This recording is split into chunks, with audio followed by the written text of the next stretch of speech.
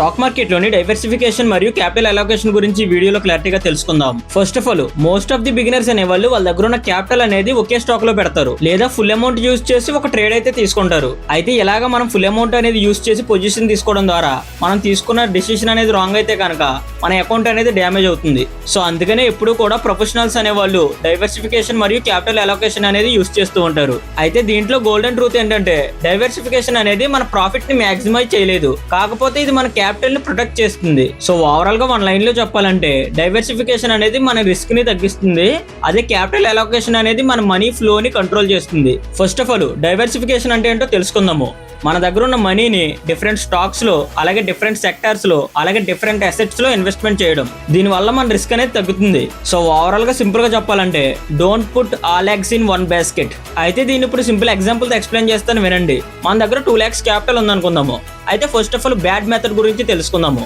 అంటే మన దగ్గర ఉన్న 2 lakh క్యాపిటల్ ని ఒకే స్టాక్ లో పెట్టడం. ఫర్ ఎగ్జాంపుల్ చూసుకుంటే మనం రిలయన్స్ ఇండస్ట్రీలో మన దగ్గర ఉన్న ఫుల్ అమౌంట్ అనేది పెట్టేసాం అనుకుందాము. మనం ఇన్వెస్ట్మెంట్ చేసిన తర్వాత ఆ స్టాక్ అనేది 20% అనేది ఫాలో అయింది అనుకుందాము. సో అప్పుడు ఆటోమేటిక్ గానే మనకు 40,000 అనేది లాస్ వస్తుంది. సో ఇది వెరీ రిస్కీ. అయితే ఇప్పుడు బెటర్ డైవర్సిఫికేషన్ ఎగ్జాంపుల్ ఎక్స్ప్లెయిన్ చేస్తాను వినండి. మన దగ్గర క్యాపిటల్ వచ్చేసి 2 lakhs ఉంది అనుకుందాము.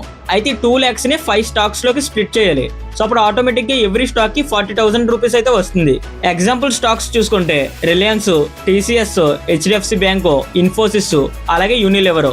సో ఈ విధంగా మన దగ్గర ఉన్న అమౌంట్ అనేది డిఫరెంట్ స్టాక్స్ లో స్ప్లిట్ చేసి డిఫరెంట్ సెక్టర్స్ లో ఇన్వెస్ట్మెంట్ చేయడం ద్వారా మన రిస్క్ అనేది రెడ్యూస్ అవుతుంది. అంటే ఈ 5 స్టాక్స్ లో ఒక స్టాక్ ఫాల్ అయినా రిమైనింగ్ స్టాక్స్ ఏవైతే ఉన్నాయో అవి బ్యాలెన్స్ చేస్తాయి. సో అప్పుడు ఆటోమేటిక్ గా మనకి రిస్క్ అనేది రెడ్యూస్ అవుతుంది. అయితే నెక్స్ట్ ఇప్పుడు అసలు క్యాపిటల్ అలోకేషన్ అంటే ఏంటో తెలుసుకుందాము. అంటే మనము ఒక ట్రేడ్ కి లేదా ఇన్వెస్ట్మెంట్ కి ఎంత అమౌంట్ అనేది అలోకేట్ చేస్తున్నాం అనేది దీని ద్వారా మనకు తెలుస్తుంది. సో సింపుల్ గా చెప్పాలంటే మన దగ్గర ఉన్న మనీని స్ట్రక్చర్డ్ గా డిస్ట్రిబ్యూట్ చేయడం. అయితే ఇప్పుడు ఎగ్జాంపుల్ ఎక్స్ప్లెయిన్ చేస్తాను వినండి.